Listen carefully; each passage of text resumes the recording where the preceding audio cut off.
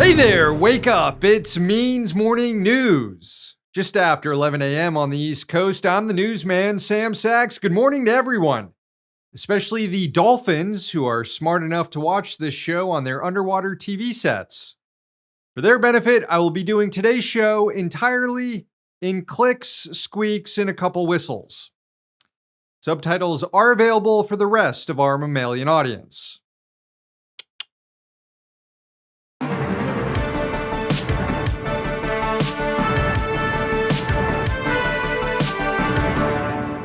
It's been a week since U.S. officials sent a letter to Israel demanding the humanitarian situation improve in Gaza.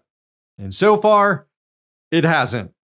Even Secretary of State Antony Blinken, who met with Israeli counterparts this week, told reporters that the steps Israel has taken so far to boost aid in Gaza are not sufficient. Prime Minister Netanyahu claimed that Israel allowed more than 230 aid trucks to enter northern Gaza over the last 9 days. However, journalists on the ground in Gaza say that's a lie, that no trucks have entered, and that the U.S. and Israeli governments are spreading inaccurate information. Blinken did not disclose to reporters exactly what the consequences would be should Israel continue to block humanitarian aid. Israel has displaced the entire civilian population in Gaza, created a food and hygiene crisis, and killed tens of thousands, if not over 100,000 people. And so far, there have been no consequences. Another topic Blinken raised in his meeting with Israeli officials is the so-called General's Plan. That's the name given to a strategy by the Israeli military to split Gaza in two and completely empty northern Gaza of its hundreds of thousands of residents by starving them, in order to establish a permanent Israeli occupation, which appears to be what Israel is doing. According to reports, Netanyahu denied Israel was carrying out the general's plan, but refused to publicly say so. This is from the Times of Israel.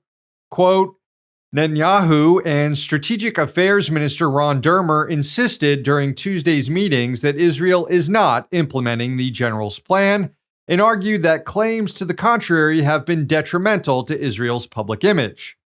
Blinken urged Netanyahu to clarify this publicly, but he and his aides demurred.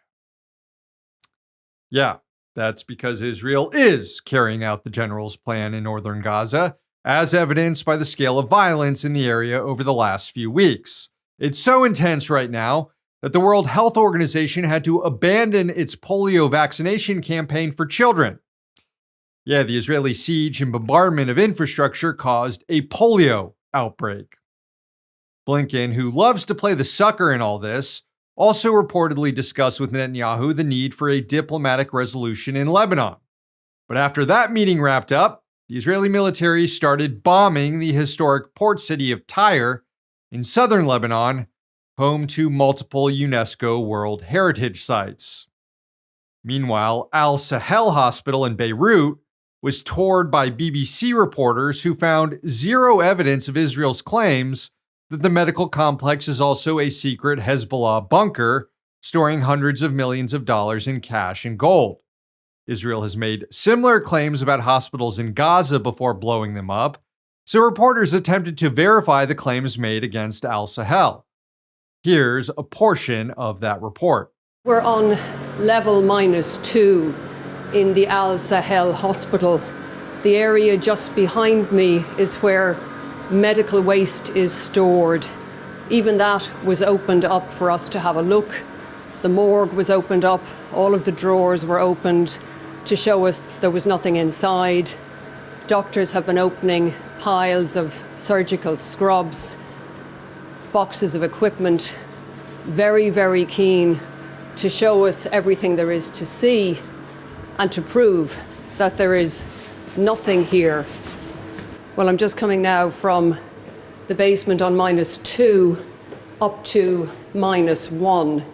We've been brought around the hospital by doctors.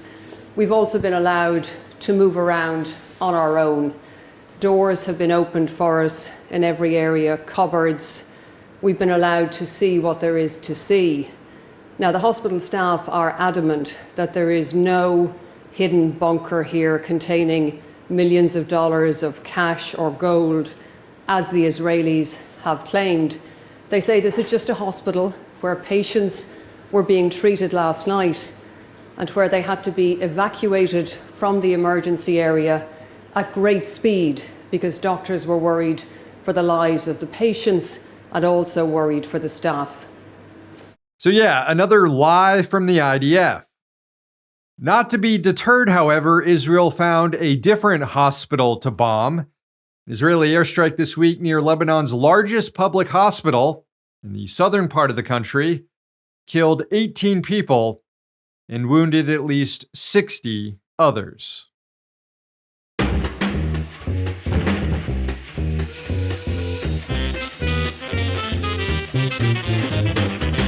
Less than 2 weeks to go until the election, and one of Donald Trump's top bankrollers is doing some blatant election fraud. Elon Musk is one of several billionaires spending hundreds of millions of dollars to put Trump back in the White House. And now Musk is straight up bribing people, offering registered voters in swing states $1 million if they sign a petition posted by a super PAC. Each day until the election, one person who signed that petition will be drawn, supposedly at random, to receive the $1 million prize. Now, the petition is meaningless. It just affirms people's support for free speech and gun rights, but it does give Musk's super PAC access to potential voters' information, which can be used for outreach and get out the vote efforts on behalf of Trump. And the prize money is what drives people to the petition. According to reports, Musk is failing in his more traditional get out the vote efforts that he's funding on behalf of the Trump campaign. So instead, he's doing this, I guess, which is quintessential Musk. Paying $1 million to voters one at a time to get them to turn out is kind of like trying to replace public transportation with narrower tunnels that only one car can use at a time. Now, under federal law, it's illegal to pay someone to vote or even to register to vote. Musk's ploy incentivizes people to register to vote because only registered voters are eligible for the $1 million prize, which, according to election law experts, runs afoul of that law. Not only that, only registered voters from swing states are eligible to win the $1 million, proving Musk's intent is to absolutely influence the election with these payments. Musk is also giving registered voters from the swing states $47 just to sign the petition and an additional $47 if they refer someone to sign it. And in Pennsylvania, he's boosted it to $100 to sign the petition and $100 for a referral. Pennsylvania Governor Josh Shapiro said law enforcement should take a look into this scheme. The thing is, if what Musk is doing is illegal, then it's also illegal to accept the bribe. So far, 4 people have won the $1 million prize, and all of them may need to talk to a lawyer.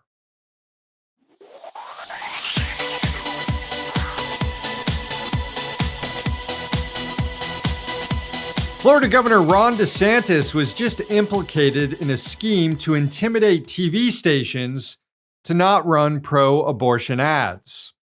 Earlier this month, Florida's Department of Health sent cease and desist letters to TV stations that ran ads advocating for an upcoming ballot measure in November that will restore abortion rights in the state.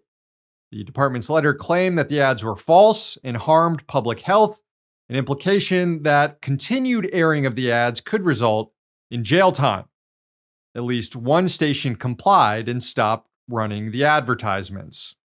The ads were sponsored by the group Floridians Protecting Freedom, which sued the health department over its attempt to censor them. The lawsuit named Florida's Surgeon General, Joseph Ladapo, and the former general counsel for the state health department, John Wilson. However, Wilson was dropped from the lawsuit based on a new filing in which he says under oath that he was directed to send out the letters under his name by the governor's office, specifically DeSantis' general counsel. And Wilson says he agreed to send out one batch of letters, but then resigned when he was ordered to send the letters out to media outlets too. Last week, a judge sided with Floridians protecting freedom and issued an order blocking the state from sending out more letters. In his ruling, Judge Mark E. Walker said, quote, "The government cannot excuse its indirect censorship of political speech simply by declaring the disfavored speech is false.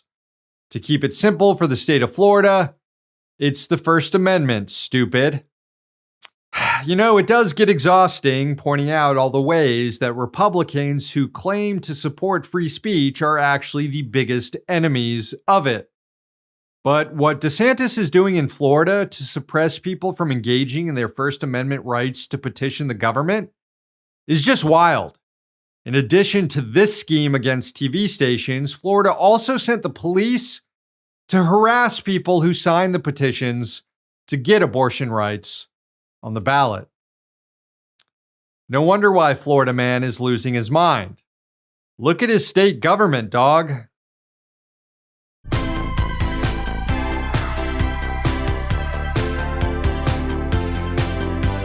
Hey, even reality TV stars on Netflix should have labor rights, and a judge in Los Angeles agreed. Netflix was ordered to pay $1.4 million divided up to former castmates on Love is Blind, the show where people get proposed to each other without seeing each other. According to former contestant Jeremy Hartwell, Netflix and the show's production company created a, quote, unsafe and inhumane working condition for the cast, including, quote, exerting complete domination over their time, schedule, and their ability to eat, drink, and sleep and communicate with the outside world. What made it worse, according to Hartwell, is the producers plied everyone with alcohol and then deprived them of food and sleep in order to alter their mental state for, quote, entertainment value. Cast members were compensated a flat rate of $1,000 a week, but as Hartwell's lawsuit noted, they were forced to work 20 hours a day, 7 days a week, so really, they were paid a little over $7 an hour, which is below the state minimum wage. And if you got on set and realized you were being screwed, well, too bad, because cast members were threatened with being sued for $50,000 if they left the show before taping ended. More than 140 people who appeared on the show are now entitled to this settlement money. Love is blind, and so too is justice for workers. Whether you're on the assembly line or getting wasted on a reality show looking for love, you deserve a fair wage.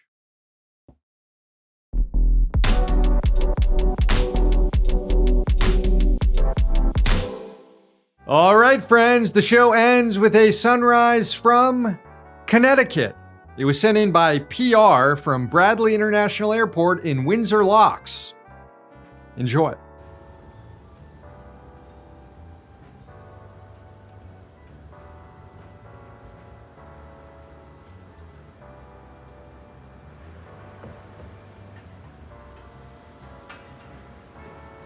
Thank you, PR. And I hope your fiance Ashley made it home safe. Show's over. Thanks for watching, and thanks to the team behind the scenes. Please sign up for Means TV, subscribe to our YouTube and podcast channels, and follow us on social media. One day capitalism will fall. Until then, we're going to be right here. See you tomorrow.